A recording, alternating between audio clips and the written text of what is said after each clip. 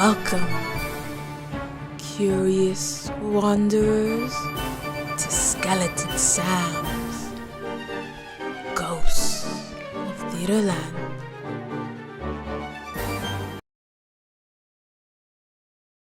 Welcome, my theatrical ghouls and macabre spectators. I'm Skeleton Sam, your host for this episode. We're going to be exploring the theatres around the UK that have gained a reputation in the housing of souls still clinging to this mortal coil.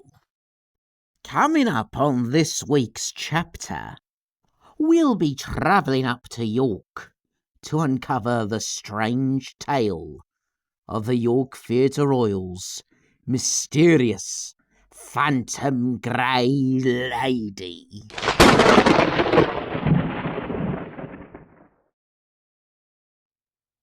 Opened in 1744, York Theatre Royal, located in the ancient city of York in northern England, is a place rich in history. It goes back to ancient Roman times and has continued to survive and thrive to the present day. The city is home to many medieval sites, cathedrals, monasteries and hospitals, which conveniently brings us to the story of the theatre's resident ghost. Now, in regards to the mysterious phantom woman nicknamed the Grey Lady in York Theatre Royal, there are some clues. For where the theatre stands today was once the site of a medieval hospital called St. Leonard's, which was run by an order of nuns. Not those kind of nuns, Andy! Mind you, most organised religions have enough horror stories of their own. Can you put it back to the previous image, please? Thank you. So where was I?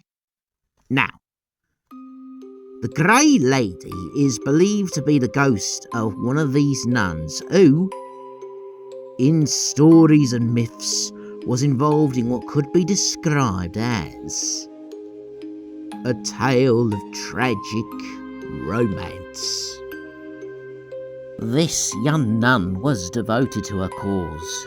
She performed her duties, but one day she met a young man and began to develop feelings.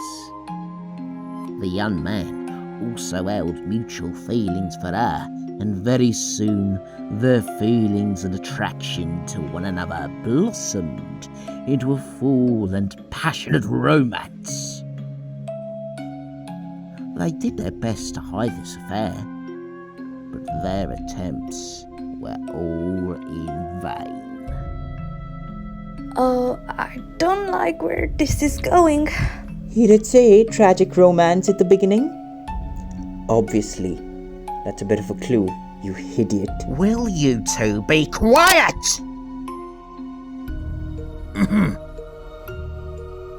Soon, their relationship was discovered, and as punishment for her crimes, the Mother Superior ordered the other nuns to lock her in a windowless room within the hospital that they soon bricked up.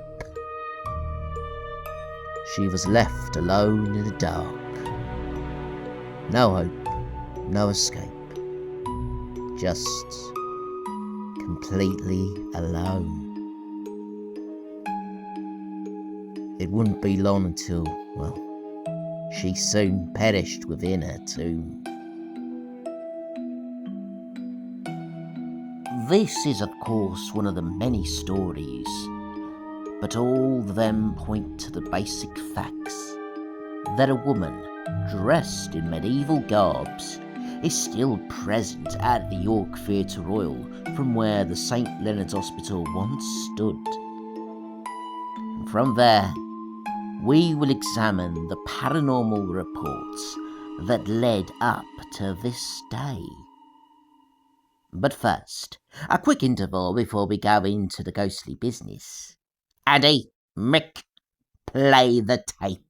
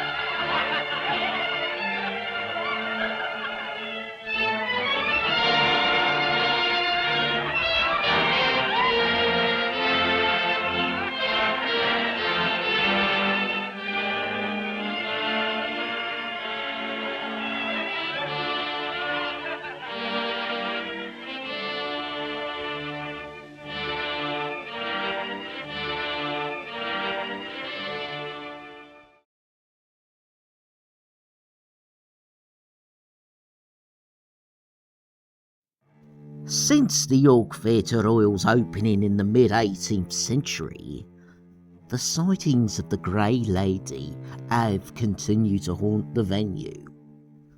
The dress circle in the auditorium is where a lot of the sightings and changes in temperature occur.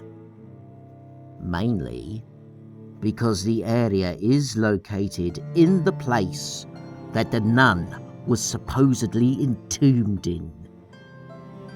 Even to this day, one part of the dress circle has a cold and disturbing atmosphere. She's also been spotted in the theatre spa, which is based at where the hospital's old crypt used to be. So do they know if the ghost is meant to be benevolent or nevolent? Well, it's meant to be a nun, so should be nice. Well, the ones that bricked her didn't seem so nice. That and I have a lot of horror stories about those organizations. If you'd both be quiet, I'll tell you. Many of York Theatre Royal's staff will tell you that this spirit is something of a positive omen, because if you see her, then your show is guaranteed to be a success.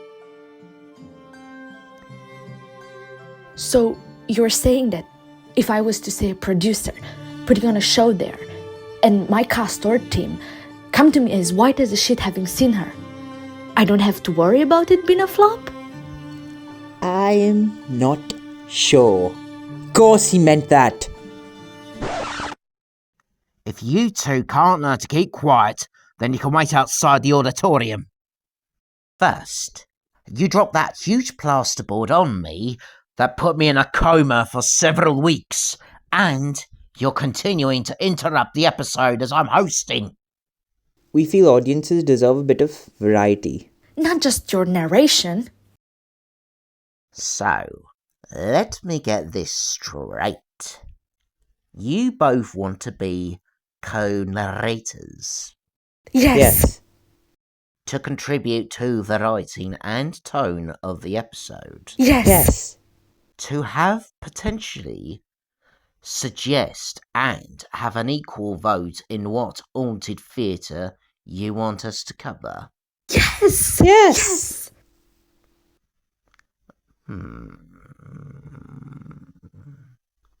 Very well. I will hear your suggestions. Sick. I've got an idea for one. It deals... We have an idea. Something that might interest fans of carry-on films. Something that's quite bone-chilling. Okay. I'll let you help with the narration after you've cleaned the theatre toilets.